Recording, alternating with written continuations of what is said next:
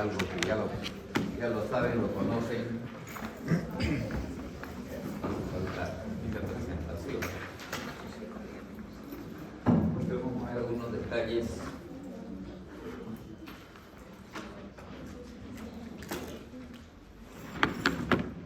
¿No tienen una?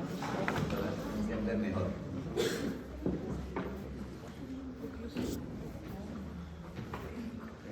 Diciéndole para la venida. Me atoré. Cuando el intestino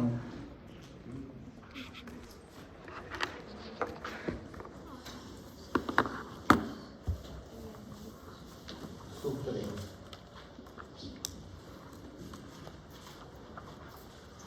un algo que obstruye su paso,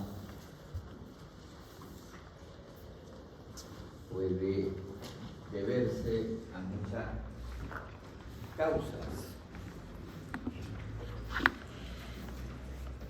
causas que de afuera lo aprieten, causas que de dentro lo cierren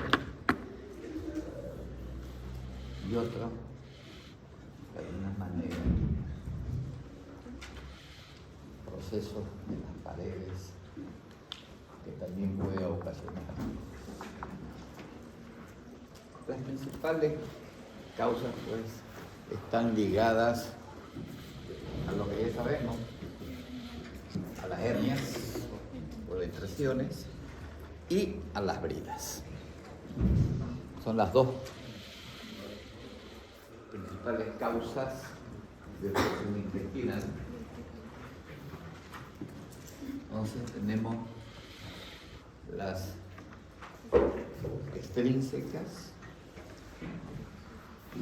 tenemos las intrínsecas, que serían la parte de la pared, que pueden ser tumores o procesos inflamatorios crónicos, como la tuberculosis en nuestro medio, la enfermedad de Crohn, y también tenemos obstrucciones endoluminales, ¿no?, que están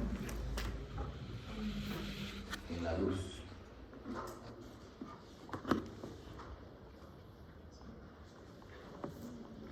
Como puede ser un cálculo de la vesícula biliar que se pasa al intestino y se queda atorada en medio camino,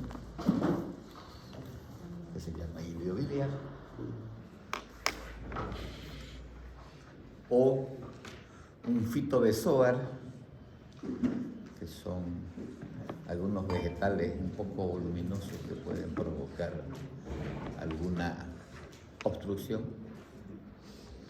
El último que operé fue una chica que había hecho un bypass hace unos 4 o 5 años y que tomaba zumo de zanahoria, pero con el hachima, la zanahoria. Pues el hachi se le obstruyó y le hizo una obstrucción intestinal por hachi de zanahoria. En plena estenosis, en plena anastomosis, ahí se obstruyó. Pero vamos a ver qué es lo que pasa en realidad, cuáles son los eventos que hay. Sea cual fuese la obstrucción, o sea que tenemos una obstrucción, una oclusión en el tránsito intestinal, lo primero que va a suceder, ¿cuál era? Aumento del peristaltismo.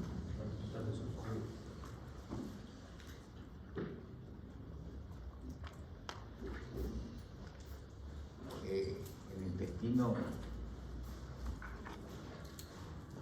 pues comienza a aumentar su contractibilidad, aumentar el peristaltismo, intentando sortear la obstrucción. Pero ese aumento del peristaltismo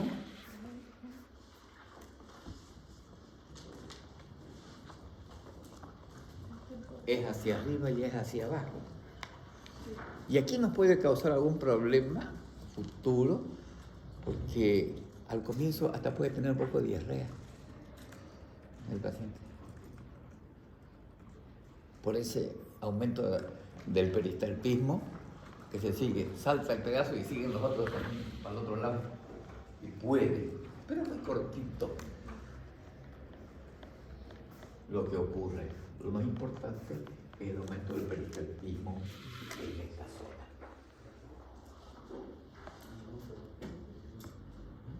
Ese aumento del peristaltismo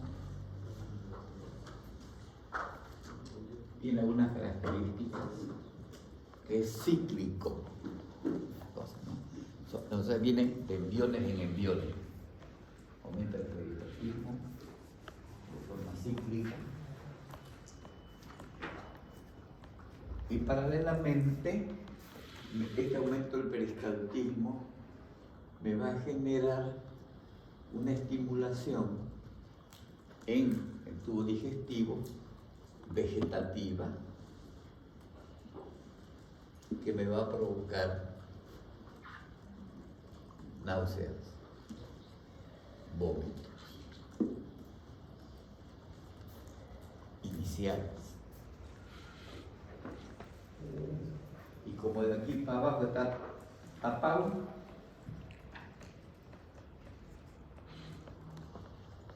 pues vamos a tener la falta de alimentación de eficacia.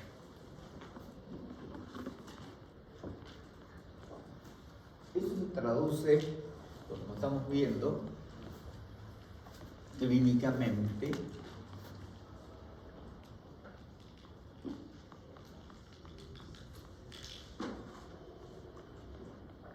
como un dolor abdominal súbito, porque la fusión es súbita. Por más que vaya cerrando, el momento que se cierra es súbito, de alta intensidad.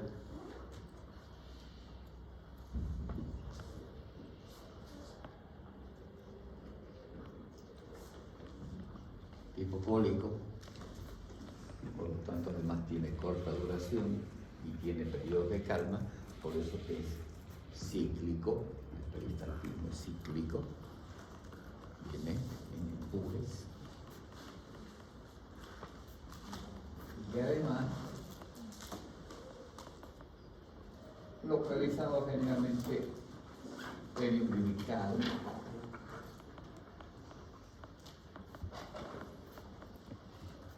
que se va a acompañar obviamente de estos elementos que se suman, que son los que acompañan inicialmente el proceso.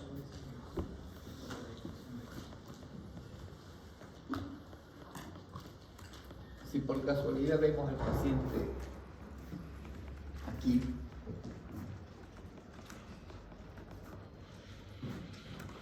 ¿qué podemos encontrar en el examen físico? Todavía.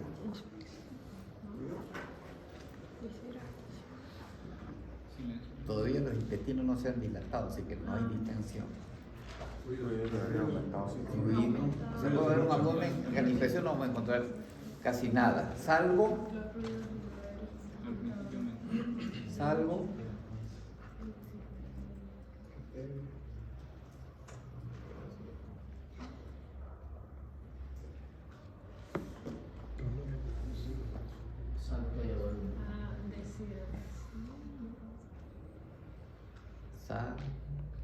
tumoración en alguno de los 5 puntos herniónicos. Acabamos de decir que el 75% de las causas están entre las bridas de adherencia y las hernias. Obviamente que tenemos que ir a mirar por lo menos si es que no tiene algún aumento de tamaño en alguno de los sitios herniónicos.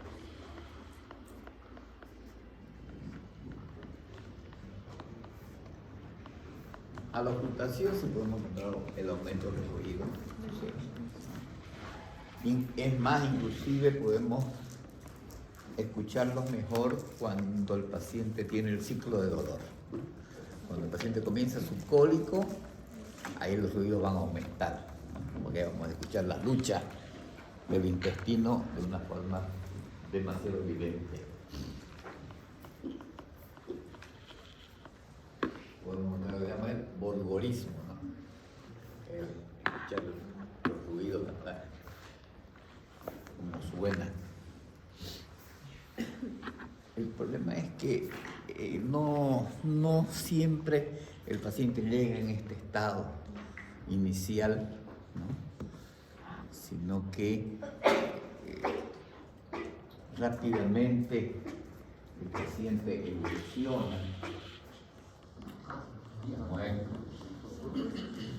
Como todo dolor agudo, es de carácter evolutivo.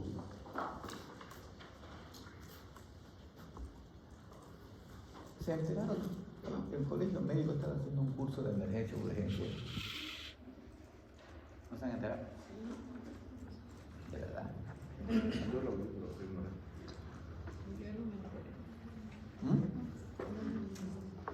La verdad que no sé ni siquiera cuánto estarán cobrando, ¿no? Pero creo que empieza mañana. Emergencias. Y parece que son emergencias clínicas, quirúrgicas, pediátricas y obstétricas. Entonces yo voy a ir mañana a las 6:30 a la clínica. Sí, pero no sé qué otro tema más acá. Bueno, luego les paso el link. En este proceso evolutivo, también sabemos que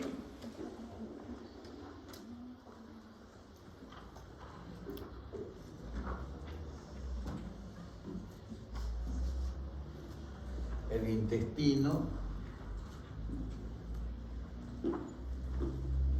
se cansó de pelear, se cansó de luchar y decidió descansar, ¿no? Entonces sufre un proceso de metabólico, muscular, de fatiga, y a partir de ahí comienza otra etapa muy diferente, que está condicionada fundamentalmente a esto, a la dilatación del intestino, que es un evento muy importante. Y aquí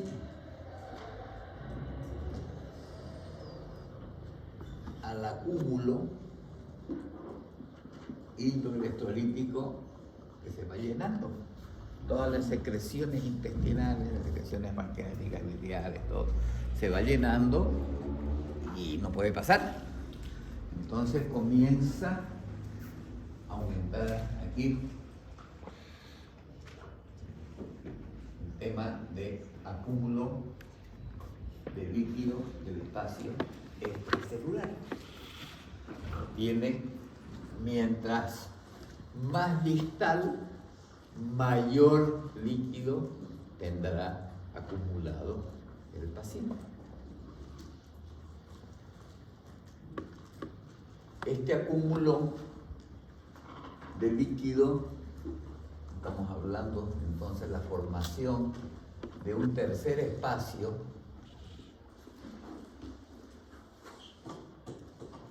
nos condiciona que haya alteraciones hidroelectrolíticas de volumen,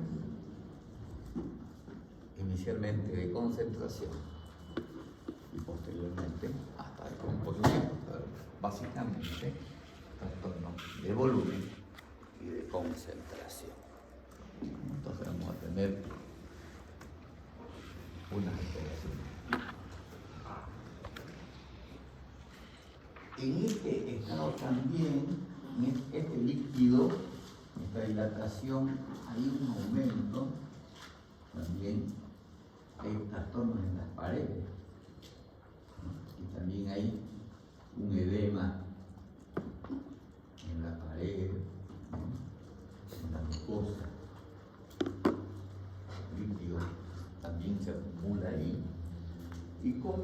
comienza a aparecer también una alteración bacteriana.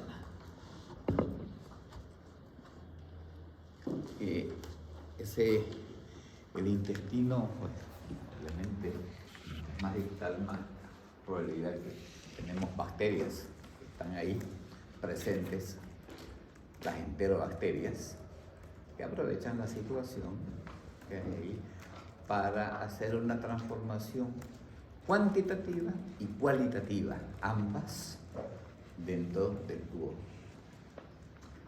Entonces, a esta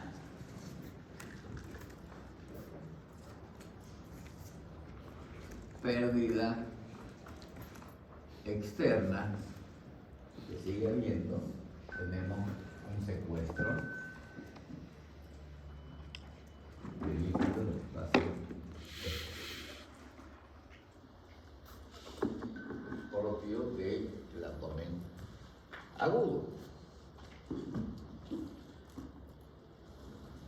¿Qué va a pasar si esto continúa en su evolución sin solución? Es que aumenta la dilatación,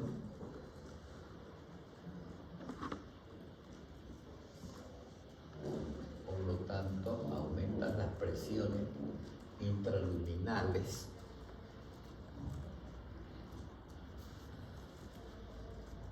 Entonces, aquí, ¿qué va a pasar con mi dolor?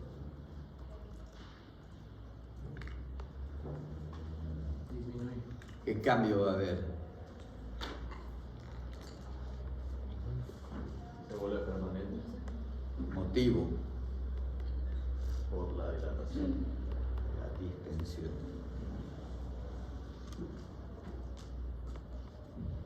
Vemos que la víscera hueca duele por contracción, cólico, por distensión o isquemia. Y esas otras últimas dos son permanentes, porque la distensión es permanente y la isquemia es permanente. Entonces cambia el tipo a permanente. Y aquí sí, ¿qué vamos a encontrar a la inspección?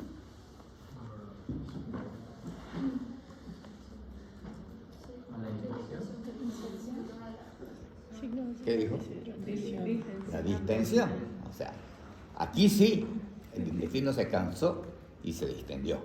Entonces, obviamente vamos a tener distensión abdominal. Generalmente simétrica, cuando el intestino delgado es simétrica, de eso estamos hablando. Y vamos a tener signos evidentes de deshidratación.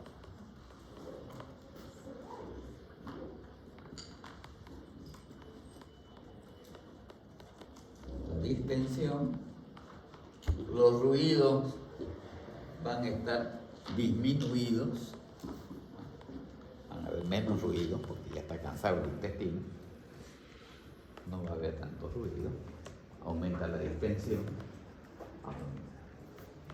Y tenemos, se suma a la como el componente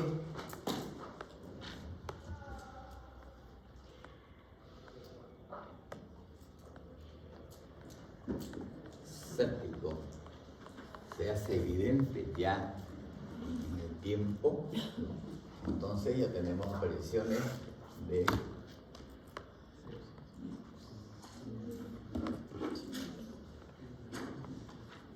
signos de respuesta inflamatorio sistémico y de sepsis. Comienza a aparecer la fiebre, taquicardia, taquipnea, aparte que la distensión abdominal no me deja ventilar mejor y puede llegar esta hidratación a veces a la necrosis en paredes y hacer un desastre con una perforación de un asa que ya se reventó porque ya no podía más aguantar. Entonces esto es la historia de la oclusión intestinal. Y vemos cómo a medida que voy viendo, vemos, clínica inicial, dolor abdominal, tipo cólico, náuseas, vómitos, para eliminación de gases. Se dilata, cambia el dolor a permanente. Si se dilata, se distiende. Y vamos a ver, se van a acordar de esta parte. Ay, la radiografía, ¿cómo es? Aquí está. Ya la sé, no necesito que me la digan, ya la sé. Aquí. No hay por qué aprenderse la memoria. Y esto es dilatación. Y después el séptico, si no hago nada. Ok.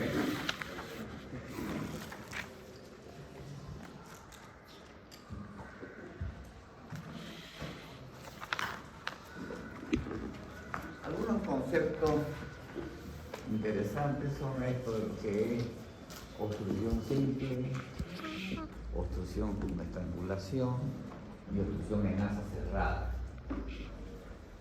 Los dos espero que ustedes lo conocen cuando vimos hernias, obstrucción simple cuando hay una alteración mecánica del tránsito intestinal, pero que la vascularización del segmento no está afectada ni está en riesgo. Cuando decimos estrangulada, ya vemos que el aporte de sangre o oxígeno al segmento comprometido, al asa que está metida o comprometida en el proceso, está sufriendo isquemia, por lo tanto, puede terminar haciendo necrosis en tiempo breve. Y el asa cerrada se ve sobre todo en el colon. Cuando tengo una válvula ileocecal continente, por ejemplo, se me obstruyó el sigmoide y comienza a dilatarse el sigmoide. Pero mi válvula ileocecal es continente, entonces sigue pasando del delgado hacia el grueso, pero no pasa del grueso hacia el delgado.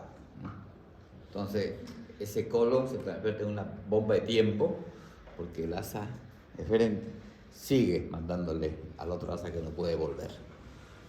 Entonces, ahí estalla. ¿Quién estalla? Generalmente el ciego, porque es el más voluminoso en diámetro. Por física, es la zona más débil. Entonces, esas son algunas definiciones que ayudan. Estas son las causas de las extraluminales, hernias y adherencias. Son las más comunes. Las intrínsecas, realmente son tumorales. Y las intraluminales, lo que decía, el hilo biliar, los besoar, en niños los parásitos, los ascaris, pueden provocar una obstrucción. Quizás alguien se pueda atorar con una semilla de palta, quizás. Más común en los niños de Chachalú. Pero sucede. Entonces, extraluminal, intraluminal. Y la intrínseca, que es de la pared, ¿no? La pared intestinal que puede verse afectada en algunas situaciones, sobre todo tumorales en adultos. En los niños hay otras causas.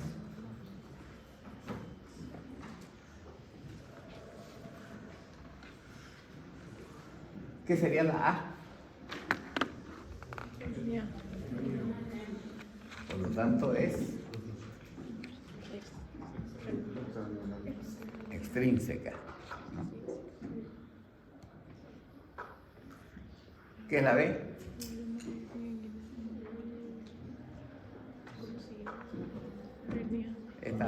está tan mal dibujado que en realidad se llama eso una intususcepción.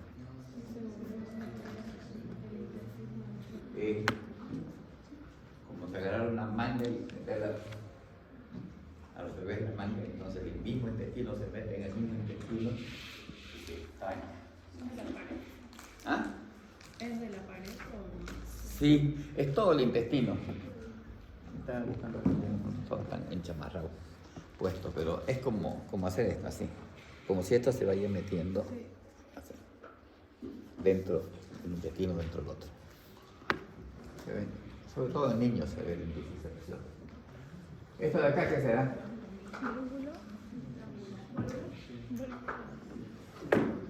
En realidad es una brida, ¿no? Como una hernia. La brida y el intestino hace, digamos, un loop, se da vuelta ahí adentro, ¿no?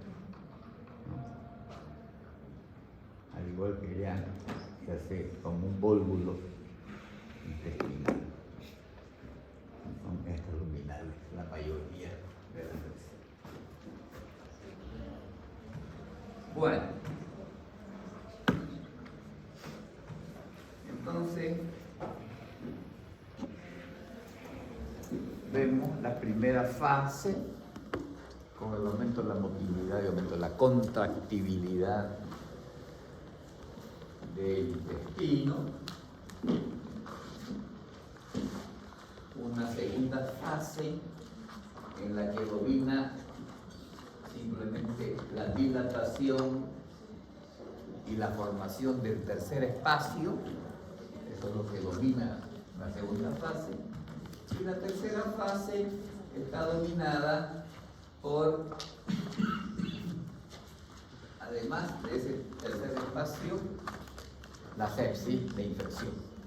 Entonces, aquí tenemos las tres fases que las vamos a analizar una por una de manera repetitiva para que la podamos. Primera fase, aumento de la contractibilidad y repetitiva, tanto por arriba como por abajo. Por lo tanto, puede haber diarrea al comienzo.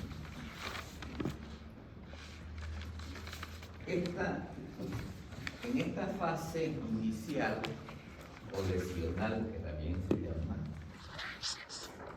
esa alteración de la motilidad genera que esto también se vaya llenando de líquido y de aire, porque el aire tampoco pasa. Y cuando le duele, ¿qué hace el paciente? Traga aire. Con cada ay, está tragando aire. Entonces, el acúmulo de aire es muy importante y los líquidos dentro del intestino. Entonces, si entramos a detalles, la obstrucción es lo que decía, establece un cambio bioeléctrico en la musculatura del intestino, provocando un aumento del peristaltismo, esa lucha que se manifiesta clínicamente por dolor, oleadas peristálticas.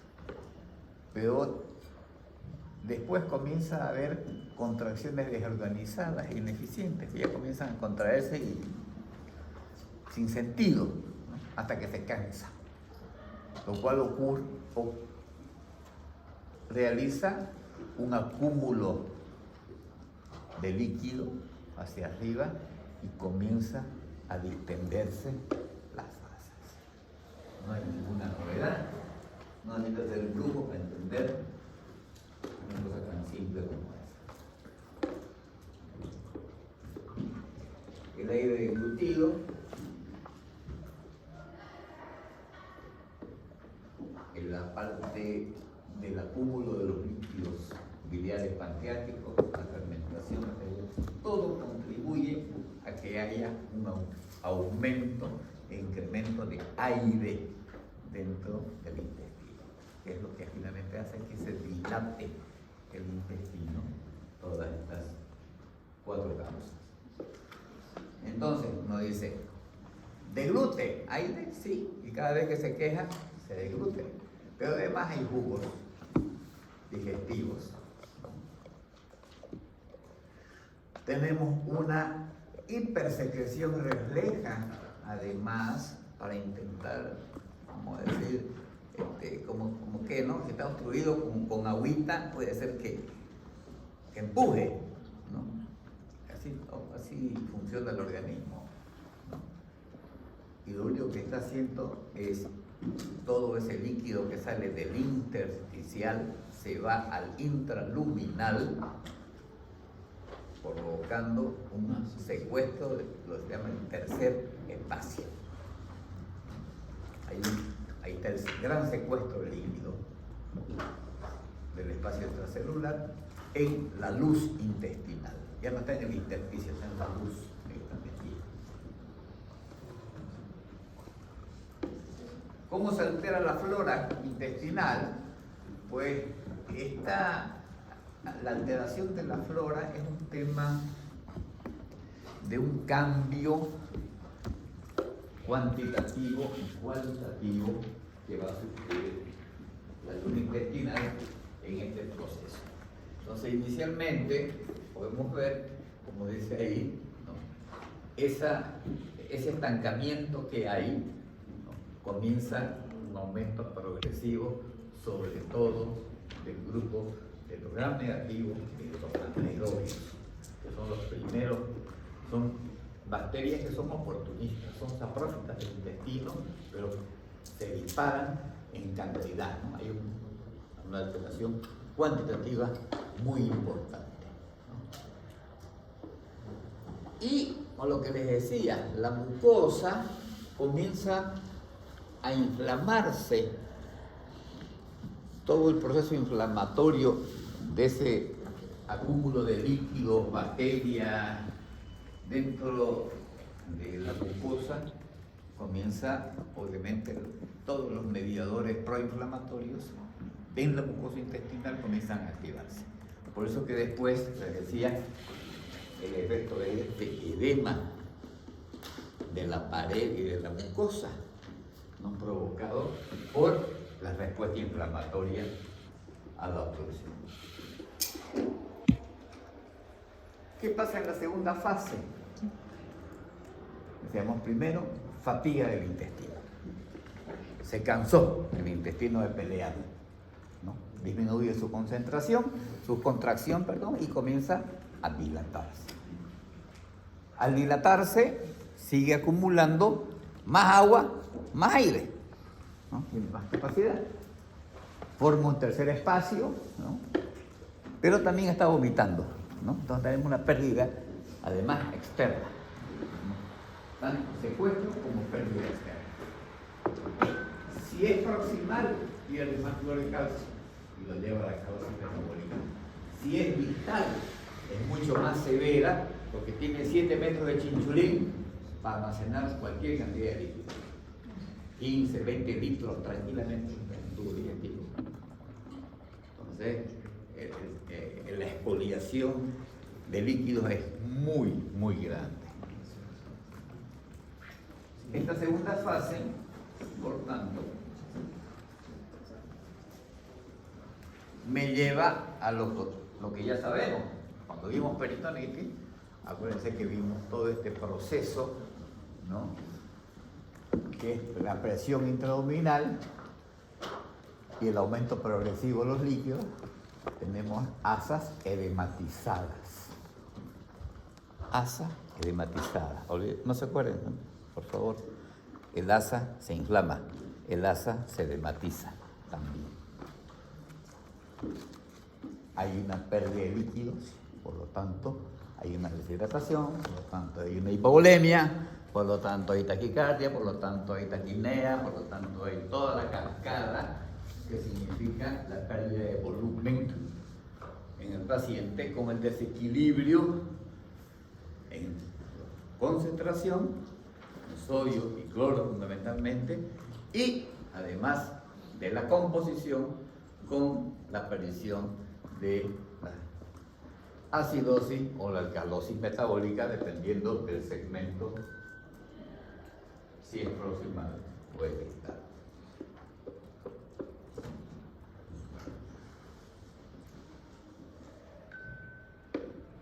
Pero no nos olvidemos tampoco que la irrigación del intestino pues viene así, ¿no? Se irriga y están los vasitos, los rodean al intestino, lo van nutriendo. Y hay una presión venosa, hay una presión arterial y hay una presión intraluminal. Cuando la presión intraluminal comienza a aumentar y hay inflamación de la mucosa, aumenta la permeabilidad. Ese aumento de la permeabilidad al inicio, si sigue aumentando la presión intraluminal, le va a ganar a la presión venosa capilar. Por lo tanto, va a aumentar el edema, porque va a haber rémora. Las venas no van a poder vencer la presión intraluminal y se va a quedar, por lo tanto, congestivo. Si sigue dilatando, pues le gana al capilar arterial, causando isquemia. Y cuando la isquemia es prolongada, termina en necrosis. Y la necrosis termina en perforación, ¿no? Esa es la secuencia, si uno lo va dejando el proceso, ¿no? Entonces, toda esa isquemia que hay, pues es la que me va a generar después la aparición de los factores sépticos como factores de necrosis tumoral, interleucinas, prostaglandinas, ¿no? Que me van a generar finalmente la sepsis, y a partir de la sepsis, la falla multiorgánica del paciente, que va a terminar en vía hepática.